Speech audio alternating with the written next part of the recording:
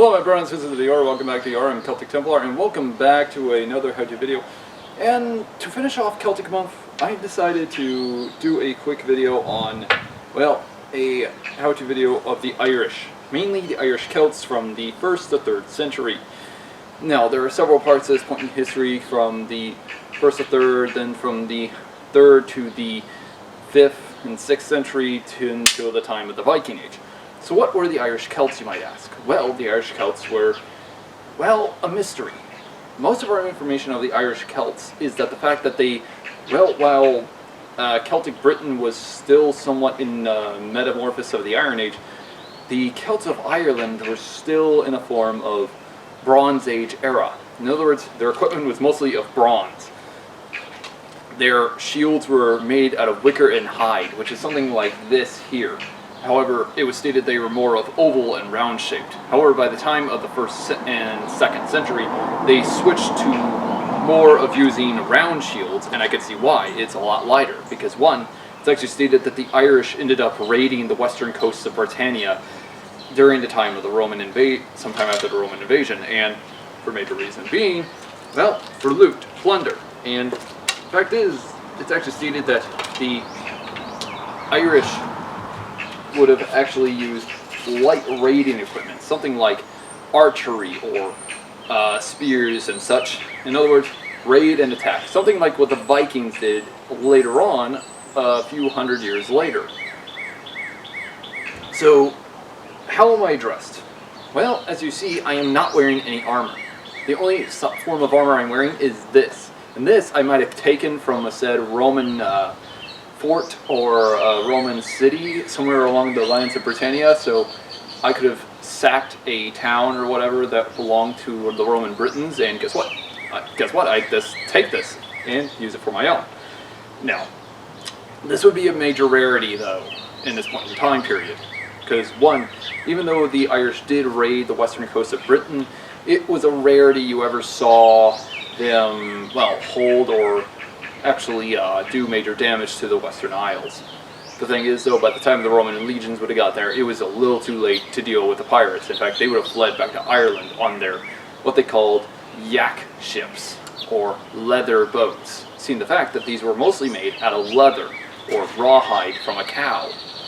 And I'll try my best to find an image of it, because one, there are little images I can ever find about these guys, these type of ships. Now, their equipment and weaponry varied from person to person. Because one, if they were wealthy enough or a veteran and such, mostly they would, well, wear and use equipment like I'm wearing. However, if they were a newbie, mostly I could only see them using a bow and some spears. That's about it. And it'd be a rarity you ever saw these swords. Sometimes though, they would raid and take various style of swords and weaponry from, well, Britannia, as I said. So, as I said, it was a rare one, so to say the least. Now, they did use axes, but the thing is, we don't know what they could have looked like. Some say they could have looked like the Bronze Age axes. Others say it was more of a axe that was embedded inside the wood. I don't have anything like that, nor could I find anything like that online, so yeah. Now, one of y'all asked me to do this one, and I thought to myself, you know what, I gotta finish off the Celtic Month right. And we do it like this. Now, as y'all see, also, I'm wearing wool cape, cloak of some sort, because one, this is actually true to the standard. It's actually stated that by most Romans, Greeks, and Britannians that wrote about them, stated that they wore woolen cloaks during their summer raid. And I can see why, because one, if you're on the open ocean, it gets extremely cold, and you want the sun off your back, and there are accounts that stated they were shirtless. I don't know if that's true or not. So, I'm just going off of what I can understand from historical manuscripts and writing material. Now, this is probably going to be the first ever how-to video I actually am going to use my bow. They would have used some sort of longbow like this, and I'll be shooting it into the target right there. I'm not going to be very good at shooting this thing, so yeah. But as you see, the equipment I'm wearing is light and effective. I can easily move, I can easily raid. So, why don't you all see me moving around in this, shall we?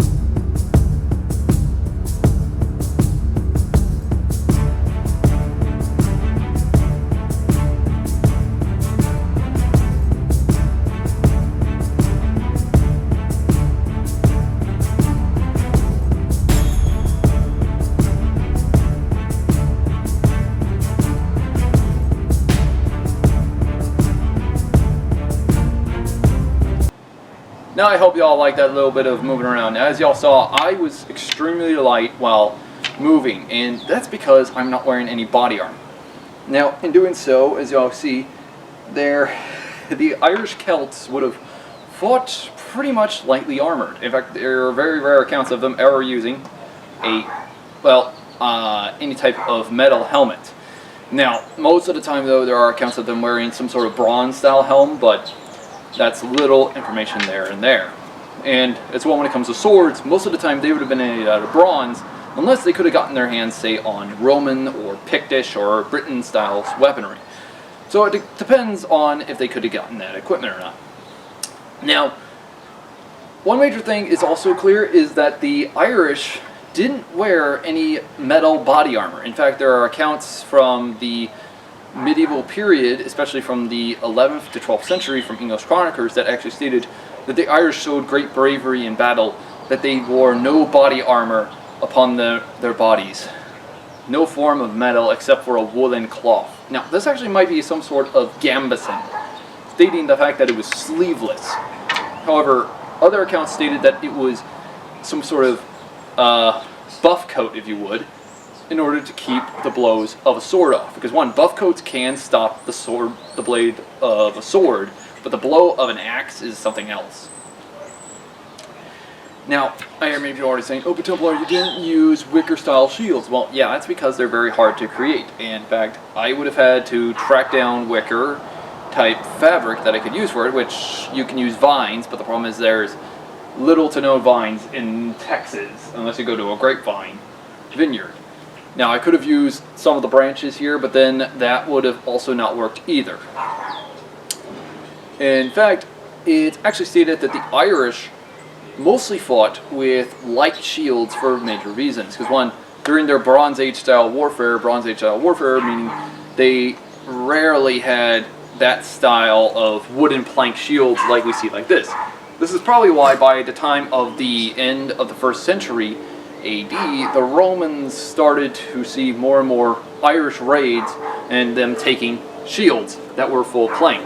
Because one, would you want to rely on a Bronze Age style shield that had wicker and hide protecting? It does do its job at stopping certain weapons, but the wood planks are probably a little bit best for your safety. Now, there are also accounts that, as y'all saw with me pulling out the arrows and showing y'all, I hear many of you already saying, oh, Templar, those weren't historically accurate arrowheads. Well, here's the thing, they were very hard to get bone, antler, or some sort of arrowhead for that time period. And as well, the Irish arrowheads were very rare, to say the least. Now, there's one weapon I couldn't put in here, and that would be an Irish club. The Irish club had almost like a shillelagh, an Irish walking stick. However, this had many knobs on it, and this would wreck your day if you got hit by it. Even if you wore armor like this, it will still be like an early version of a mace. This is probably why the most porous of Irishmen probably used it. Now, the most porous of Irishmen would have not used a sword, not used a helmet. In fact, a rarity account, the most common account of them, the Irish raiders, stated that they used bows and axes, and sometimes spears. However, there are also accounts of them using elongated knives with poor quality steel, which have been discovered, or poor quality iron, which have been discovered in many bogs and many parts of Ireland. So they kind of get this one right. Now, one major thing that is always known about the Irish raiders is the fact they always wore a cloak, symbolizing their bravery on the battlefield. Now, this is a myth, though. It's actually to keep the cold weather, especially during the summer raids, off their bodies. Because one, even if it's during the summer, the cold winds of the sea will freeze you if you're not careful. So I can see why they put a cloak on here.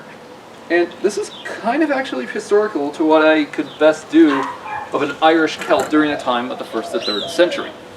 Now, keep in mind, we will be doing more of the Irish Celts, hopefully by next year, covering the 3rd to 5th century, and then later during the time of the Viking period, which kind of is somewhat the end of the Irish Celts, if you think about it, by the time of the end of the Viking Age.